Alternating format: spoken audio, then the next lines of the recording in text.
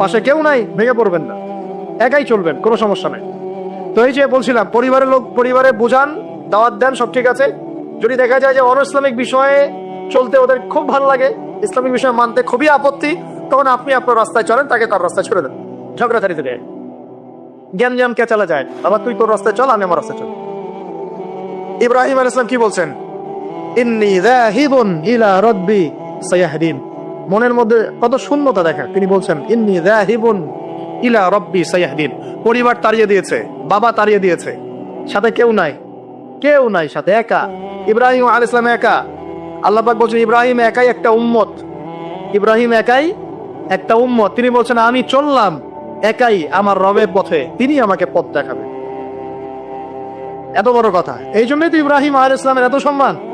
নবীগণের পিতা তিনি, সমস্ত নবীগণের দেখা যায় পিতা তিনি, আবুল আম্বিয়া বলা হয়। কত চমৎকার বালাগাত দেখেন। ইন্নী যাহিবুন ইলা রাব্বি সায়াহদিন, আমি একাই চললাম আমার রবের পথে, তিনি আমাকে পথ দেখাবেন। পরিবার থেকেই সর্বপ্রথম বাধা আপনাকে পেতে হবে যদি আপনি দিনের পথে চলতে চান। কারণ এখনকার সমাজের বেশিরভাগ পরিবার ইসলামিক পরিবার নয়।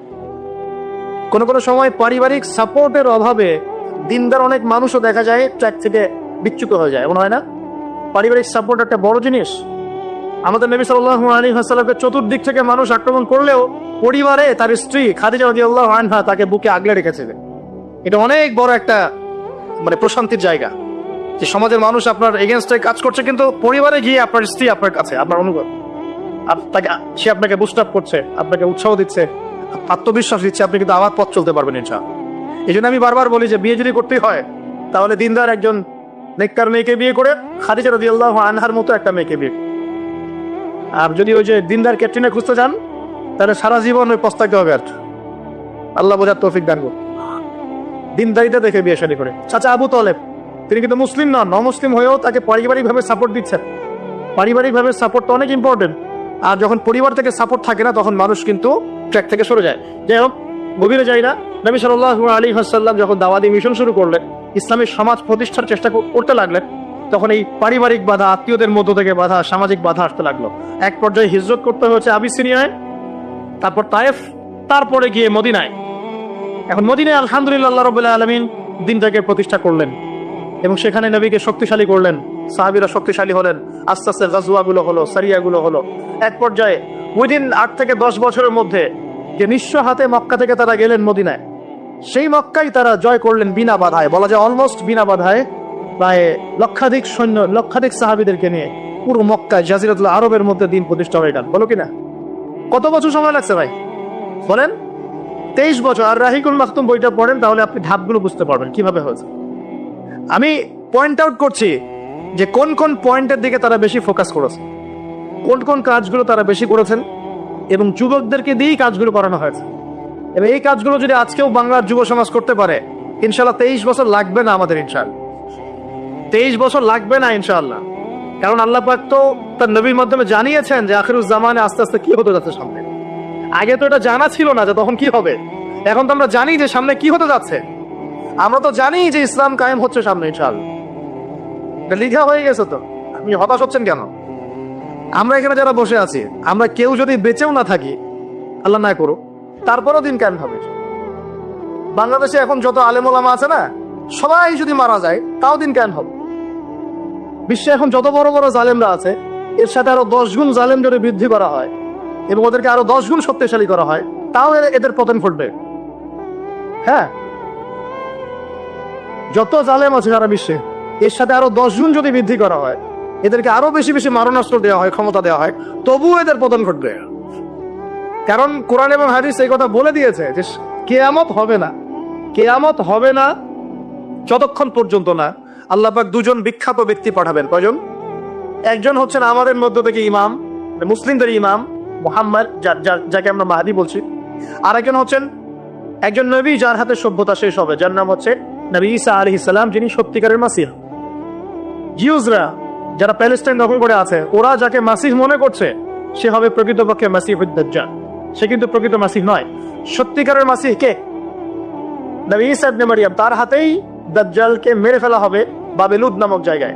সভ্যতা এই জায়গায় না যাওয়া পর্যন্ত কিয়ামত হচ্ছে না ইনশাআল্লাহ। এবং ঈসা আলাইহিস সালাম যতক্ষণ 40 বছর পুরো বিশ্বে ইসলামী সমাজ প্রতিষ্ঠা না করছেন, ততদিন পর্যন্ত ইনশাআল্লাহ আযজা ওয়া জাল কিয়ামত হবে না। এটা লেখা হয়ে গেছে। শুধু তাই না, ঈসা আলাইহিস সালামের যুগটা শেষ হওয়ার পরে আবার এমন একটা যুগ আসবে, যে যুগটা হবে পৃথিবীতে সবচেয়ে নোংরা জঘন্য যুগ। এখন আমরা যে যুগটা পার করছি না, এটা পৃথিবীর সবচেয়ে নোংরা যুগ না, এটা পৃথিবীর সবচেয়ে নোংরা যুগ নয়। যে যুগে আপনি দেখছেন সবাই সুদ খায়, মোটামুটি সবাই এই যে প্রিমিক্সিং, পরকিয়া, হ্যাঁ, জেনা, গান বাজনা, নর্তকী চলছে না সারা সমাজ জুড়ে, মনে হচ্ছে এটাই মনে হয় সবচেয়ে খারাপ যুগ, তাই মনে হয় অনেকে। এটা সবচেয়ে খারাপ যুগ নয়, যদিও এই যুগের মধ্যে হাজারটা খারাপই আছে। সবচেয়ে খারাপ যুগ আসবে ঈসা আলাইহিস সালামের 40 বছর শাসনের পরের যুগটা। ওই যুগে মানুষ রাস্তায় দাঁড়িয়ে জেনা করবে, কুকুর শেয়ালরা যেমন করে করে ঠিক ওইভাবে, এবং তাদের সামনে কিয়ামত হবে, পশ্চিম দিক থেকে সূর্য উঠবে। তো আমরা এতটুকু তো জানি, সামনে ইনশাআল্লাহু তাআলা ইসলামিক সমাজ প্রতিষ্ঠা হবে, এটা আল্লাহ লিখে দিয়েছে। আমরা বেঁচে থাকি না থাকি, কেউ এটা বলুক না বলুক, আলেম ওলামা আমাদের মধ্যে যারা আছেন থাক না থাক, হ্যাঁ, এখন যারা মুজাহিদ তারা থাক না থাক, এখন যারা জালেম তারা থাক না থাক, কি হোক না হোক এটা হবে ইনশাআল্লাহ। পৃথিবীতে ভূমিকম্প হোক আর জলোচ্ছ্বাস হোক আর পৃথিবী ধসে যাক আর আগুনের বৃষ্টি হোক আর পাথরের বর্ষণ হোক, যাই হোক না কেন, নবী ঈসা আলাইহিস সালামের হাতেই সভ্যতা শেষ হবে ইনশাআল্লাহ। অতএব ইসলামী সমাজ তো সামনে আসছে, বুঝতে পারলাম। এখন আমার মানে ফাইন্ড আউট করা পয়েন্টগুলো হচ্ছে এই কয়েকটা পয়েন্ট, 10টা পয়েন্ট বলছি। এক, নবী সাল্লাল্লাহু আলাইহি ওয়াসাল্লাম সাহাবীগণ, স্পেশালি যুবক সাহাবীগণ, সাহাবীদের মধ্যে বেশিরভাগই যুবক ছিলেন, যুবকরা আপনারা ভালো করে বোঝার চেষ্টা করেন, তারা ইসলামী সমাজ প্রতিষ্ঠার জন্য প্রথমত নিজের আগে জ্ঞান চর্চা করেছেন। কি করেছেন ভাই? নিজেরা আগে কোরআন হাদিসের জ্ঞান চর্চা করেছেন। যত বড় বড় লেকচার দেন, নারায়ে তাকবীর, আল্লাহু আকবার স্লোগান তোলেন, আইওয়াজ শোডাউন, যাই করেন, জ্ঞান চর্চা না করা পর্যন্ত দিন প্রতিষ্ঠা হবে না। জ্ঞান চর্চা করতে হবে। রাজি আছি ইনশাআল্লাহ ভাই? আমরা রাজি আছি তো ইনশাআল্লাহ যে আমরা আল্লাহ পাকের কোরআন এবং নবীর সুন্নতের জ্ঞান অর্জন করবো ইনশাআল্লাহ। এবং জ্ঞান অর্জন একটা ধারাবাহিক প্রক্রিয়া, একদিন দুই দিন করে থেমে যাব না। আমরা প্রতিদিন একটু একটু একটু একটু করে আগাবো ইনশাআল্লাহ। একটা রুটিন ফিক্স করে নেবেন, ডেইলি 1 ঘন্টা করে আপনি পড়াশোনা করার চেষ্টা করুন। আমি অনেক লেকচারে কিছু সিলেবাস বলেছি, আপনাকে কোরআন পড়তে হবে, আরবি ভাষা শিখতে হবে, হাদিসের কিতাবগুলো পড়বেন, ইতিহাস, ইসলামের ইতিহাস পড়বেন, ইসলামিক অর্থনীতির বইগুলো পড়বেন, বড় বড় রিনাউন্ড উলামায়ে কেরামদের বইগুলো পড়বেন, সিরাত পড়বেন, আকীদার বই পড়বেন, ফিকহের কিছু বই পড়বেন। মানে আপনার একটা ক্লাসিক্যাল পড়াশোনার ধারা থাকতে হবে। এবং এই পড়াশোনা একা একা করা যাবে না। কিছু বই আপনি একা হয়তো পড়তে পারবেন, কিন্তু অনেক কিতাব আছে যেগুলো আপনি একা পড়তে পারবেন না। আপনার বিজ্ঞ উলামায়ে কেরামের সোহবত দরকার আছে। এটার দায়িত্ব আপনি খুঁজে বের করবেন কার সোহবতে আপনি যেতে চান। আল্লাহ পাক আপনাকে তৌফিক দান করুন। প্রথম কথা জ্ঞান অর্জন। 2 নম্বর, দিন প্রতিষ্ঠা ইসলামী সমাজ ব্যবস্থার জন্য সাহাবীগণ নিজেরা আমল করিয়ে দেখেছেন, শুধু জ্ঞান অর্জনই করেন নাই, যে জ্ঞান অর্জন করেছিলেন সেটা আমল করে দেখিয়েছেন। যেমন ওমর রাদিয়াল্লাহু আনহু বলতেন যে সূরা বাকারা হিফজ করতে আমার সময় লেগেছে 12 বছর। কত বছর? 12 বছর লেগেছে সূরা বাকারাটাকে আয়ত্ত করতে। কারণ সাহাবীরা যতক্ষণ পর্যন্ত 10টা আয়াত লেসন নিয়েছেন, 10টা আয়াতের উপর আমল না করা পর্যন্ত নতুন করে দার্স নিতেন না। বুঝতে পারছেন না? মনে করেন আপনি সূরা মাউন শিখেছেন, মাউন, আর আইতাল্লাযী ইয়াকাযযিবু বিদ্দীন, এই সূরা আপনি শিখেছেন। সাহাবীদের সুন্নাত ছিল কি, এই সূরাটার উপর তারা আমল না করা পর্যন্ত নতুন লেসন নিতেন, এভাবে তারা আমল করতেন। আমরা কি এমন করে আমল করি? আমরা যত পারি আগে তথ্য ইনস্টল করতে থাকি। আমাদের জ্ঞান চর্চাটা হচ্ছে তথ্য ইনস্টল করার মতো। তথ্য ইনস্টল করাকে জ্ঞান চর্চা বলে না, এটাকে আমরা ওয়েল ট্রেন্ড বলতে পারি, ওয়েল এডুকেটেড বলতে পারি। সার্কাসের সিংহ বাঘ দেখেছেন না? লাঠি চাবুকের ভয়ে অনেক কাজ করে না? অনেক কুকুর দেখা যায় না যে ট্রেনিং প্রাপ্ত, যা কমান্ড করে সে ফলো করে না? এটা ওয়েল ট্রেন্ড বলা যায় এটাকে, এ কিন্তু ওয়েল এডুকেটেড না। আমাদের ক্রিটিক্যাল থিঙ্কার্স দরকার, মানে কোরআন সুন্নাহ পড়বে, আমল করবে এবং এটাকে নিয়ে গবেষণা করার চেষ্টা। মানে আমাদের কোরআন সুন্নাহকে নিয়ে গবেষণার একটা প্রজন্ম দরকার, গবেষক প্রজন্ম, ক্রিটিক্যাল থিঙ্কার্স। আল্লাহ পাক আমাদেরকে এই তৌফিক লাভে ধন্য করুন বলে আল। 2 নম্বর ইনিশিয়েটিভটা হচ্ছে অবশ্যই জ্ঞান অনুযায়ী আমল করতে হবে যদি ইসলামী সমাজ চাই। আল্লাহ পাক আমাদের সবাইকে তৌফিক দান করুন। সবার আগে আমাকে তৌফিক দান করুন বলি আমি। জ্ঞান অনুযায়ী আমল করার জন্য একটা সুন্নাত ফলো করলেই হবে, একজন ব্যক্তিকে জাস্ট ফলো করতে হবে। জীবনের প্রতিটা কাজ নবী সাল্লাল্লাহু আলাইহি ওয়াসাল্লামের সুন্নাহ মাফিক করলেই আপনি জানা অনুযায়ী আমল করে ফেলবেন ইনশাআল্লাহ। তাহলে যাবেন ইনশাআল্লাহ। আজকে ঘুমানো থেকে শুরু করে দেন, জীবনের প্রতিটা কাজকে ঢেলে সাজান। কাপড় পরা, ঘুমানো, ঘুম থেকে ওঠা, হ্যাঁ, এমনকি বিছানা ঝাড়া, ইস্তেঞ্জা করা, আপনার ব্যবসা বাণিজ্য, শিক্ষা, এভরি সিঙ্গেল সেক্টর ঢেলে সাজানোর চেষ্টা করেন যে নবীর মতো হচ্ছে কি। যদি হয় আলহামদুলিল্লাহ, যদি না হয় তাহলে এখানে আপনার কিছু কাজ করার বাকি আছে। আল্লাহ পাক আমাদের সবাইকে নবী সাল্লাল্লাহু আলাইহি ওয়াসাল্লামের সুন্নাহ মাফিক জীবন গড়ার তৌফিক দান করুন। 3 নম্বর পয়েন্টটা হচ্ছে নবী সাল্লাল্লাহু আলাইহি ওয়াসাল্লাম সাহাবীগণ আদর্শ পরিবার গড়েছিলেন। কি করেছেন ভাই? কারণ পরিবার হচ্ছে একটা সমাজের গঠন একক। আপনি সমাজ নিয়ে কথা বলছেন, তাহলে আগে পরিবার ঠিক করতে হবে বা ঠিক করার চেষ্টা করতে হবে।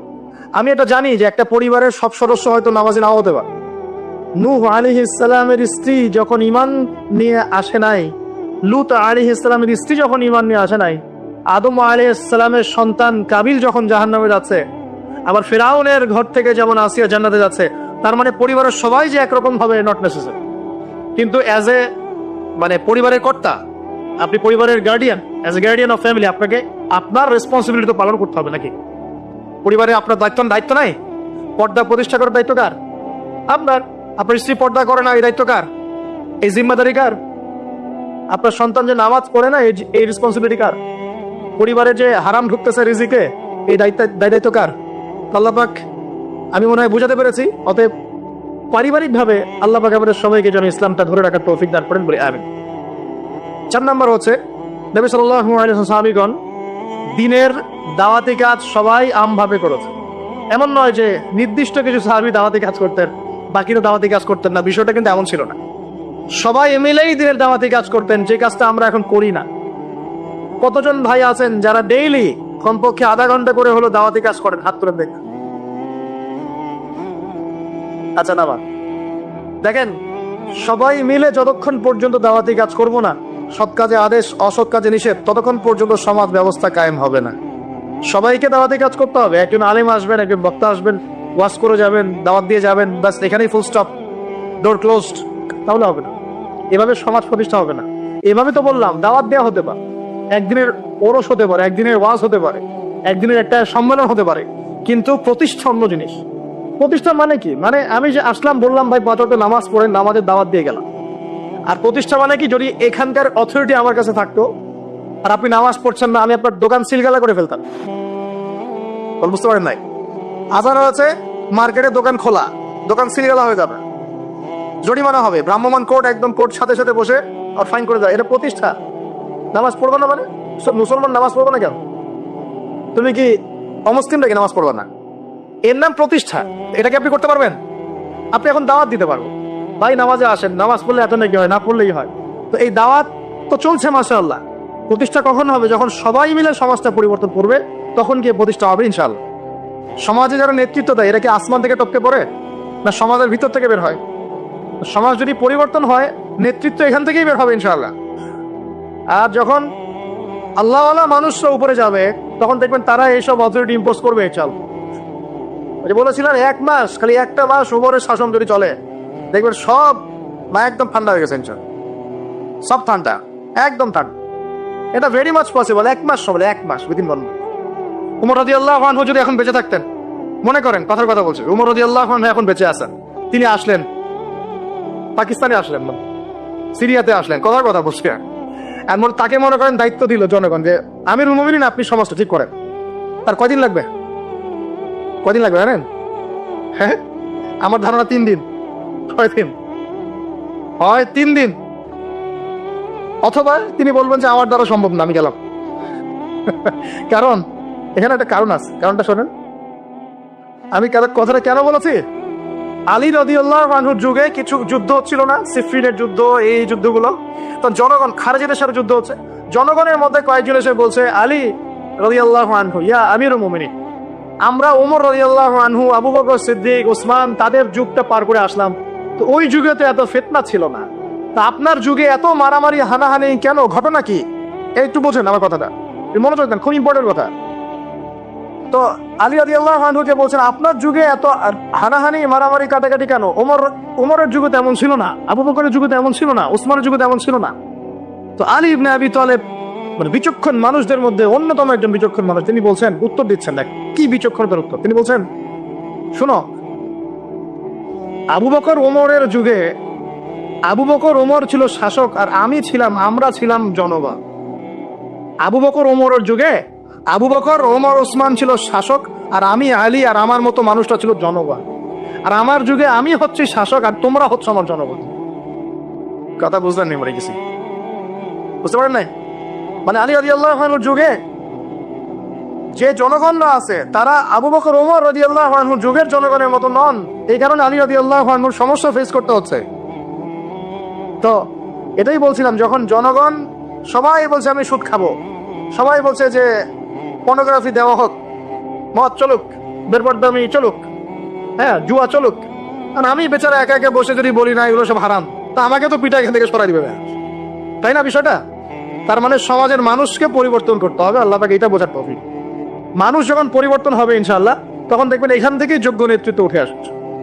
এভাবেই সমাজটা প্রতিষ্ঠা হবে ইনশাআল্লাহ আযজা ওয়া জাল্লা। আল্লাহ পাক আমাদেরকে তৌফিক এনায়েত করুন।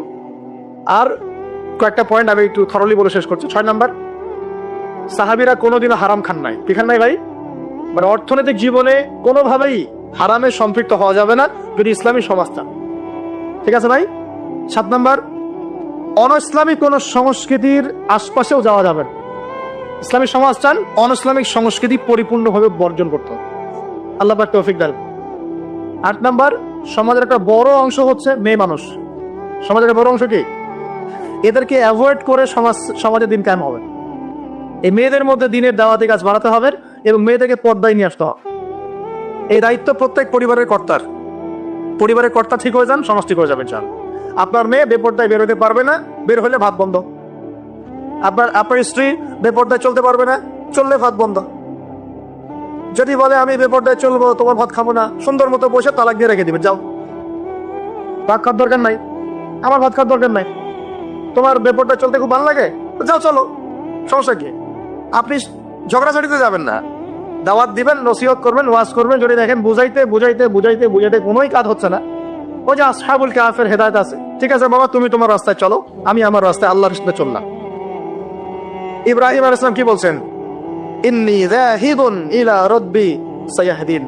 মনের মধ্যে কত শূন্যতা দেখেন, তিনি বলছেন ইন্নী যাহিবুন ইলা রাব্বি সায়াহদিন। পরিবার তাড়িয়ে দিয়েছে, বাবা তাড়িয়ে দিয়েছে, সাথে কেউ নাই, কেউ নাই সাথে, একা। ইব্রাহিম আলাইহিস সালাম একা। আল্লাহ পাক বলছেন ইব্রাহিম একাই একটা উম্মত, ইব্রাহিম একাই একটা উম্মত। তিনি বলছেন আমি চললাম একাই আমার রবের পথে, তিনি আমাকে পথ দেখাবেন। এত বড় কথা। এই জন্যই তো ইব্রাহিম আলাইহিস সালামের এত সম্মান। নবীগণের পিতা তিনি, সমস্ত নবীগণের দেখা যায় পিতা তিনি, আবুল আম্বিয়া বলা হয়। কত চমৎকার বালাগাত দেখেন। ইন্নী যাহিবুন ইলা রাব্বি সায়াহদিন, আমি একাই চললাম আমার রবের পথে, তিনি আমাকে পথ দেখাবেন। পাশে কেউ নাই, ভেঙে পড়বেন না, একাই চলবেন, কোনো সমস্যা নাই। তো এই যে বলছিলাম, পরিবারের লোক পরিবারে বোঝান, দাওয়াত দেন, সব ঠিক আছে। যদি দেখা যায় যে অনইসলামিক বিষয়ে চলতে ওদের খুব ভালো লাগে, ইসলামিক বিষয় মানতে খুবই আপত্তি, তখন আপনি আপনার রাস্তায় চলেন, তাকে তার রাস্তায় ছেড়ে দেন, ঝগড়া ছাড়িতে পড়েন। জ্ঞান জ্ঞান কেচালা যায়, আবার তুই তোর রাস্তায় চল, আমি আমার রাস্তায় চল। তারপরে সন্তান। 9 নম্বর হচ্ছে আমাদের সমাজের একটা বড় অংশ হচ্ছে আমাদের এই যে ছোট ছোট বাচ্চা কাচ্চা সব। আগামী প্রজন্মকে অবশ্যই ইসলামী শিক্ষায় শিক্ষিত করতে হবে, না হলে সমাজ কায়েম করা যাবে। এই দায়িত্ব এখন আপনাদের সবার। আমি শুরু পয়েন্টটা বলে গেলাম। আর সর্বশেষ 10 নম্বর পয়েন্টটা হচ্ছে এই যুব সমাজের চরিত্রটাকে পবিত্র রাখতে হবে। এটা এত গুরুত্ব দিয়ে কেন বললাম? কারণ যুবকরা হচ্ছে সমাজ পরিবর্তনের হাতিয়ার, এবং যুবকদের চরিত্র যদি একবার নষ্ট হয়ে যায়, পর্নোগ্রাফিতে আসক্ত হয়ে যায়, বা মাদকে আসক্ত হয়ে যায়, বা মেয়ের পিছনে যে সময় নষ্ট করা শুরু করে, হ্যাঁ এই যে গুন্ডাগার্দি করে, এই যে পাবজি টাবজি ফ্রি ফায়ার হাবিজাবি এগুলোর মধ্যে ঢুকে পড়ে, ও ওর লক্ষ্য থেকে বিচ্যুত হয়ে যায়, তখন এই সমাজটাকে দিয়ে আপনি আসলে কোনো কাজ নিতে পারবেন না। এই কারণে এদেরকে একটা আধ্যাত্মিক প্রশিক্ষণের মধ্যে নিয়ে আসতে হবে। নামাজ, তিলাওয়াত, জিকির, হ্যাঁ আলেম ওলামা সহবত, ধারাবাহিকতা রক্ষা করা, প্রয়োজনে ভালো কিছু সামাজিক কাজের মধ্যে তাদেরকে নিয়োজিত রেখে তাদের এই যৌবনটাকে আল্লাহর পথে কাটিয়ে দেওয়ার প্রয়াস নেওয়ার চেষ্টা করতে হবে। আল্লাহ পাক আমাদের সবাইকে এই তৌফিক দান করুন, আমিন। আর যুবক ভাইদেরকে বলবো যে চরিত্রই সবচেয়ে ইম্পর্টেন্ট জিনিস আপনার এখন এই জীবনটার। চরিত্র যদি নষ্ট হয়ে যায়, আপনি কোনো অবস্থাতেই আল্লাহর কাছে পার পাবেন না। বেশিরভাগ মানুষ নামাজ পড়ে না, বেশিরভাগ মানুষ সুদ খায় না, বেশিরভাগ যুব সমাজ জেনা করতেছে না, বেশিরভাগ লোক মাদক খাচ্ছে না। পৃথিবীর কোনো জায়গায় আল্লাহর বিধান আছে কি নাই? 2-1টা জায়গায় আছে আইওয়াশ, শোডাউন। বেশিরভাগ নারী পর্দায় চলে না, বেশিরভাগ মানুষ রোজা রাখে না, বেশিরভাগ মানুষ যাকাত দেয় কি দেয় না। তাহলে ইবলিসে বললো আপনি বেশিরভাগকেই শুকরগুজার পাবেন না। বেশিরভাগ মানুষ পরকালের স্বার্থে কাজ করে না, দুনিয়ার স্বার্থে কাজ করে। কতজন মানুষ আল্লাহ পাকের দিনটাকে প্রচার প্রসার প্রতিষ্ঠার কথা বলে বা কোরআন সুন্নাহর কথাগুলো মেনে চলে? কতজন মানুষ? বেশিরভাগ লোক মেনে চলে। তাহলে ইবলিস কি সফল না ব্যর্থ? ইবলিসের চ্যালেঞ্জ কি সফল না ব্যর্থ? ইবলিসের কথা সে কিন্তু অক্ষরে অক্ষরে পালন করেছে। আর ইবলিসকে আল্লাহ পাক কেন পৃথিবীতে দিয়েছেন? আমাদেরকে পরীক্ষা করার জন্য, যেন আমরা এই সরল পথ থেকে বিচ্যুত না হই। সামনে যান, আরো অধিক কথা আছে। আল্লাহ পাক বলছেন এখান থেকে বের হয়ে যাও, একদম অপদস্থ লাঞ্ছিত হয়ে এখান থেকে বের হয়ে যাও। তুমি তো চ্যালেঞ্জ করলো আমাকে, ঠিক আছে, কিন্তু যে ব্যক্তি যেই তোমার অনুসরণ করবে, আল্লাহ পাকে কথা শোনেন, যেই তোমার অনুসরণ করবে,